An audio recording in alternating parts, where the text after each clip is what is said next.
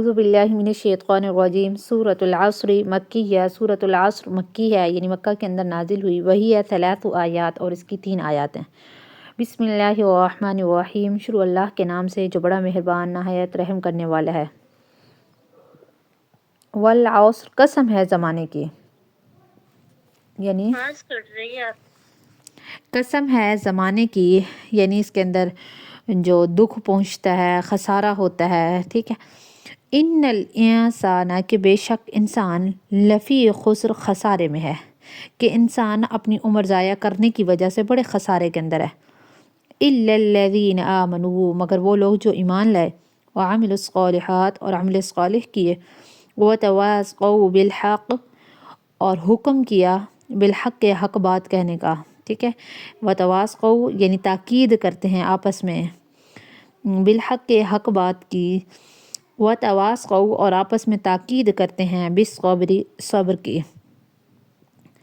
اور یہاں پہ سورۃ العصر کی فضیلت حضرت عبید اللہ فرماتے ہیں کہ نبی علیہ الصلوۃ والسلام کے صحابہ اکرام میں سے 2 شخص ایسے تھے کہ جب وہ آپس میں ملتے تھے تو اس وقت تک وہ جدا نہ ہوتے تھے جب تک ان میں سے ایک دوسرے کے سامنے وہ سورۃ العصر نہ پڑھ لیتے۔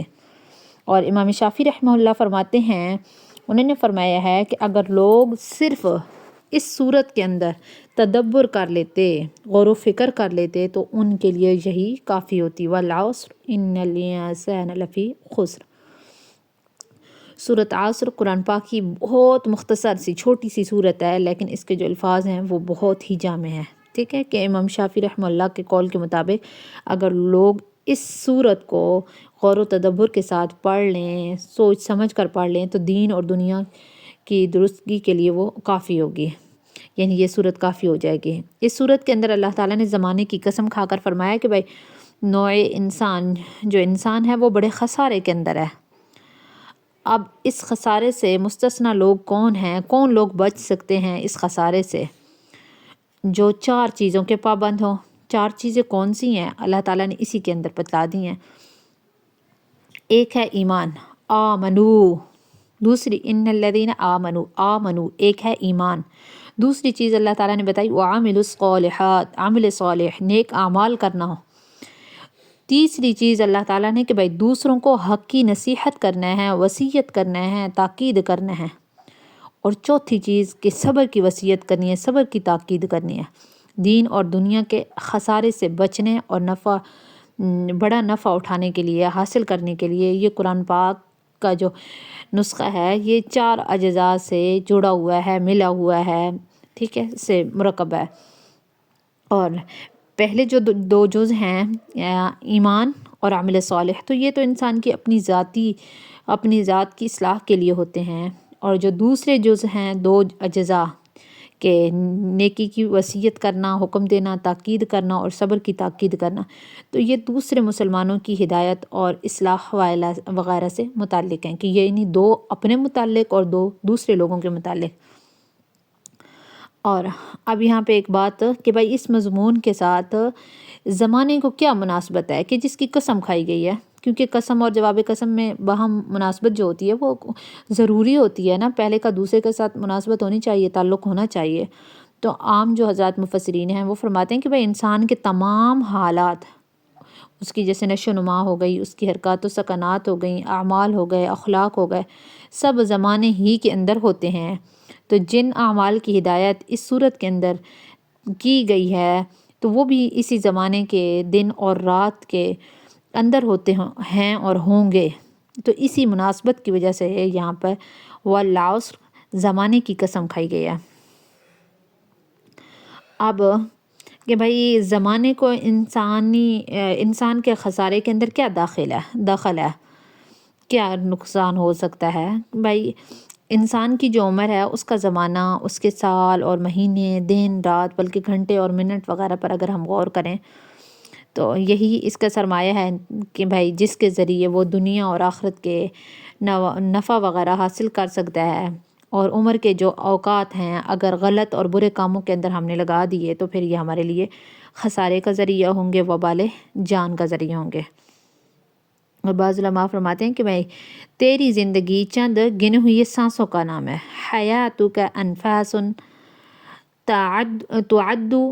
فکلما، کہ یعنی تیری زندگی چند گنے ہوئی سانسوں کا نام ہے، مغا نفس منہن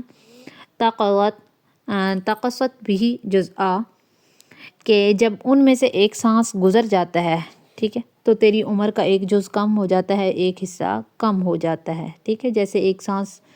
آپ نے نکالی لی اسی وقت ایک سانس کم ہو گیا آپ کی زندگی کا۔ تو حق تعالیٰ نے ہر انسان کو اس کی عمر کے اوقات عزیزہ کا بے بہا سرمایہ عطا فرمایا ہے، اور سمجھے ایک سرمایہ عطا کر کے پھر اس کو تجارت پر لگا دیا ہے کہ وہ عقل و شعور سے کام لے، اپنی زندگی کو اچھے کاموں کے اندر خرچ کرے، برے کاموں اور جو نقصان والے کام ہیں، خسارے والے کام ہیں، اس سے وہ اپنے آپ کو بچائے۔ اور ایک آپ صلی اللہ علیہ وآلہ وسلم کی حدیث ہے کہ آپ صلی اللہ علیہ وآلہ وسلم نے فرمایا کہ یعنی ہر شخص جب صبح اٹھتا ہے تو وہ اپنی جان کا سرمایہ تجارت پر لگاتا ہے، پھر کوئی تو اپنے اس سرمایہ کو خسارے سے آزاد کرا لیتا ہے اور کوئی ہلاک کر ڈالتا ہے۔ تو خود سوچیں کہ قرآن پاک نے بھی ایمان، نیک اعمال کو انسان کی تجارت کے الفاظ کے ساتھ تعبیر کیا ہے، کیونکہ ہم نے پیچھے پڑھا حل ادلکم علی تجارت تنجیکم من عذاب علیم، کہ کیا میں تم کو ایسی تجارت بتلاؤں جو تم کو دردناک عذاب سے نجات دے۔ تو اس لیے جب زمانہ عمر یعنی انسان کا سرمایہ ہو اور انسان اس کا تاجر ہو، تو ٹھیک ہے، جو زمانہ عمر ہے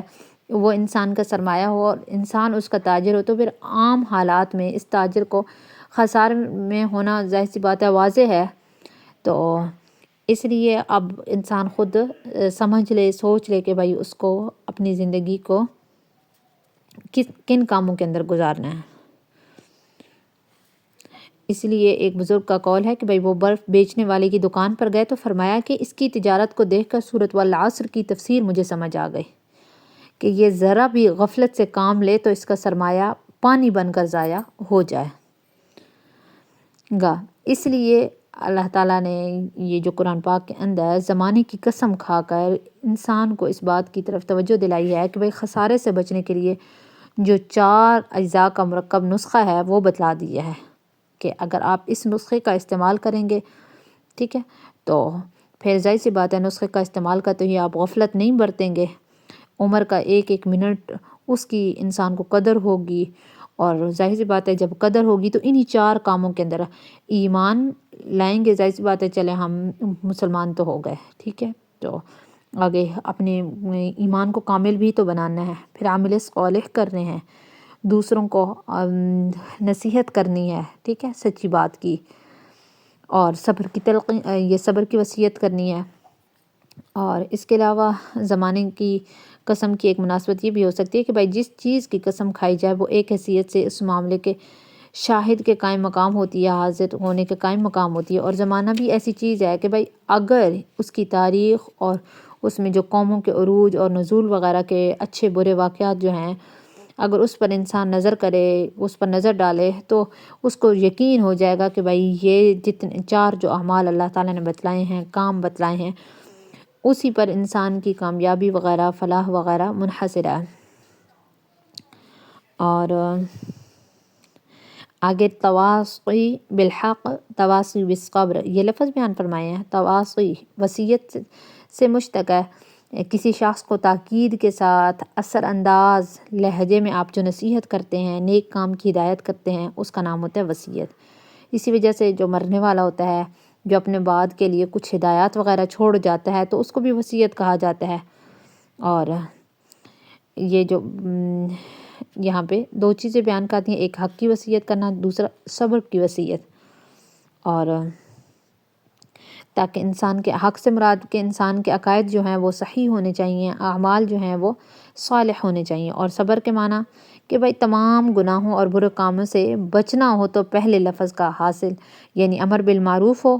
ہوگا، یعنی نیک کاموں کا حکم کرنا، اور دوسرے کو برائی سے روکنا۔ جو دوسرا کام ہے وہ تواصی بالصبر، ٹھیک ہے، تو اس کے اندر نہی عن المنکر یعنی برے کاموں سے روکنا، تو اب ظاہر سی بات ہے کہ پھر وہی بات آ جاتی ہے ایمان اور عمل صالح کو، یعنی اس کے بعد حق بات کی وصیت کرنا، و تواصی بالصبر اور صبر کی وصیت کرنا۔ اور حضرت حافظ ابن تیمیہ فرماتے ہیں، انہوں نے ایک رسالے کے اندر فرمایا ہے کہ بھائی انسان کو ایمان اور عمل صالح سے روکنے والی عادتاً دو چیزیں ہوتی ہیں۔ ایک ہوتے ہیں شبہات، یعنی اس کو ایمان اور عمل صالح میں کچھ نظری اور فکری شبہات وغیرہ پیدا ہو جائیں، جن کے سبب وہ عقائد ہی میں مختل ہو جائے، اور ظاہر سی بات ہے جب عقائد کے اندر ہی اس کو خلل پڑ جائے گا تو ظاہر سی بات ہے پھر عمل صالح کے اندر بھی وہ کوتاہی کرنا شروع ہو جائے گا۔ اور دوسری چیز شہوات، یعنی خواہشات نفسانی جو ہیں وہ انسان کو بعض اوقات نیک اعمال سے روک دیتی ہیں، اور بعض اوقات ایسا بھی ہوتا ہے کہ وہ برے اعمال کے اندر بھی مبتلا کر دیتی ہیں، ٹھیک ہے۔ اور وصیت صبر سے مراد یہ بھی ہے کہ بھائی انسان اپنی نفسانی خواہشات کو چھوڑ کر اچھے اعمال وغیرہ اختیار کرنے کی کوشش کرے۔ تو لاسٹ خلاصہ یہی کہ بھائی وصیت بالحق سے مراد دوسرے مسلمانوں کی علمی اصلاح کرنا ہے، اور وصیت بالصبر سے مراد عملی اصلاح کرنا ہے۔ اور اس کے علاوہ یہ آپ کی صورت ہو گئی ہے مکمل، اور سورۃ العصر کو اہتمام کیا کریں، پڑھنے کا،